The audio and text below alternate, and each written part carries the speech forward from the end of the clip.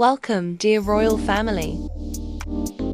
Here at the Royal Crown Diaries, we celebrate the magnificence of the British royal family with love, respect, and a devotion that never wavers.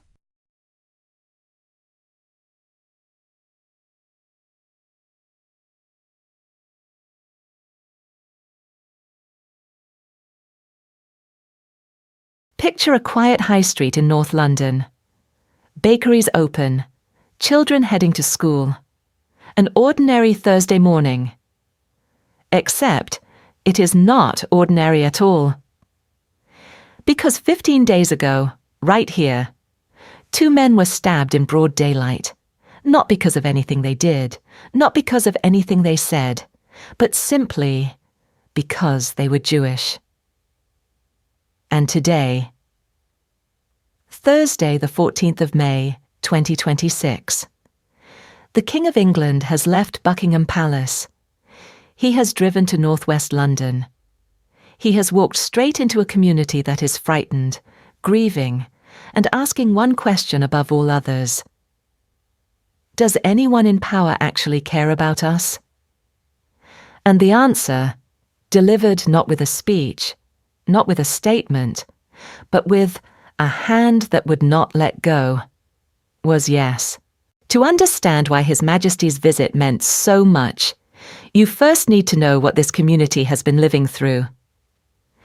Golders Green in northwest London has been the warm beating heart of Jewish life in Britain for over a century. Kosher bakeries, synagogues, community centres, a place of culture, history, and deep community pride. But in the spring of 2026, that community has been under attack. On Sunday, the 23rd of March, 3 masked figures arrive under cover of darkness. Security cameras capture everything.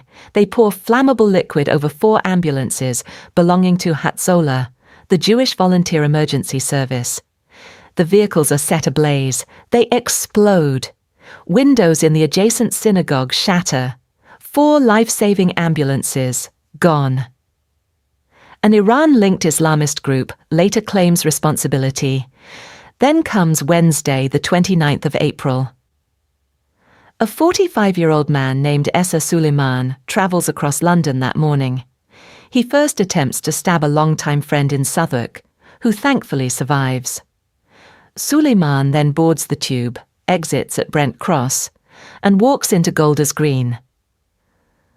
On the open pavement near a bus stop, he attacks 2 visibly Jewish men, deliberately targeted, Shloime Rand, 34 years old, and Norman Shine, 76 years old, stabbed in the neck, while simply waiting for a bus. Members of Shomrim, the Jewish community's volunteer safety patrol, race to the scene and help physically detain the attacker before police even arrive. Both victims survive. The Metropolitan Police declare it a terrorist incident. The national threat level is raised to severe. Suleiman, who had previously served 9 years in prison for stabbing 2 police officers, is charged with 3 counts of attempted murder and remanded in custody. He had been referred to the government's counter-terrorism prevent program in 2020, but that referral was closed the same year. The scale of the broader crisis is staggering. The Community Security Trust recorded 3,700 antisemitic incidents in Britain in 2025 alone, and an Israeli government report named the United Kingdom as having the highest per capita rate of violent anti-Semitic attacks of any major country in the world. A community under siege, asking whether anyone would stand with them. And then the King came. Thursday morning, 14th of May, 2026. Word spreads through Golders Green quickly. Crowds begin gathering on the high street. A woman named Susan, 77 years old, arrives with her granddaughter. She pulls open an ancient Jewish prayer on her phone, the blessing said upon seeing a king. She had last recited it watching the royal cortege pass on its way to Princess Diana's funeral. Today she says it again, for a hopeful reason. His Majesty arrives quietly, no grand speeches, no press conference, just a king who showed up. His first stop is Jewish Care's Maurice and Vivian Wall campus on Golders Green Road. And in a private room, he sits down with the two men whose lives were torn apart 15 days ago. Shloime Rand, 34 years old, and Moshe Ben Baila, Norman Shine, 76 years old, the man who was stabbed in the neck at a bus stop, now sitting across from his king. His Majesty spends several unhurried minutes with each victim and their families, and then, in the moment that none of us will forget, he takes Norman Shine's hand, and he does not let go. He holds it throughout their entire conversation, his other hand placed gently over his own heart. He looks directly at this 76-year-old man, and he is present. Truly, completely present. Norman Shine later steps outside and speaks to reporters, and what he says stops you in your tracks. He was very concerned. The most inspiring thing was that he didn't let go of my hand. He is the king. But I felt a genuine warmth and concern. Chief Rabbi Sir Ephraim Mervis is also present. He tells His Majesty that the entire Jewish community appreciates it enormously. He later writes publicly, "Thank you, Your Majesty, for coming today to Golders Green to bring comfort and encouragement to our Jewish community." His Majesty then meets the heroes of April 29th. The Shomrim volunteers, including the two emergency responders who were first on scene, Jonathan El-Kubi and Yitzi Lipschitz. The king asks about their training, their equipment, and then with a warm smile asks, "Are you trained in how to disarm people?" The volunteers laugh and nod. The king congratulates them warmly.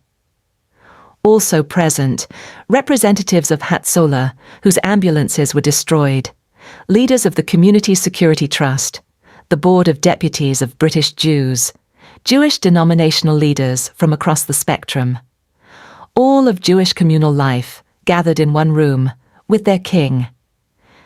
And in one of the most beautiful moments of the entire visit, a Shomrim volunteer recites the Baruch Shechalach, the ancient Hebrew blessing said upon seeing a king. His Majesty witnesses it in his honor. A Jewish prayer for a Christian king on a London high street. Then the king steps outside, and Golders Green erupts, chants of long live. The king filled the air, the national anthem rings out, applause, tears, relief. His Majesty moves warmly through the crowd, shaking hands, listening, connecting. When one man describes the attack as horrific, the king quietly replies, "I know."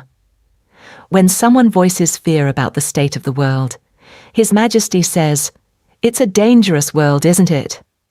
Not rehearsed lines, not platitudes, just honest human connection.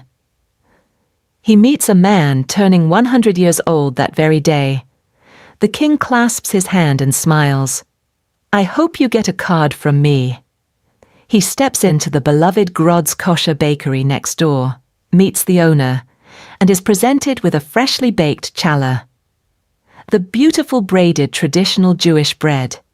The King of England, on a North London high street, holding a golden loaf of Jewish bread, accepting it, honoring it, saying without words, "I see you, I honor you, I am with you." And here is what makes this visit even more extraordinary. Just one day before arriving in Golders Green, His Majesty King Charles III stood in Parliament for the state opening, seated beside Her Majesty Queen Camilla, and delivered these words: "My government will take urgent action to tackle antisemitism and ensure all communities feel safe." He did not just say those words. The very next morning, He was in Golders Green, living them.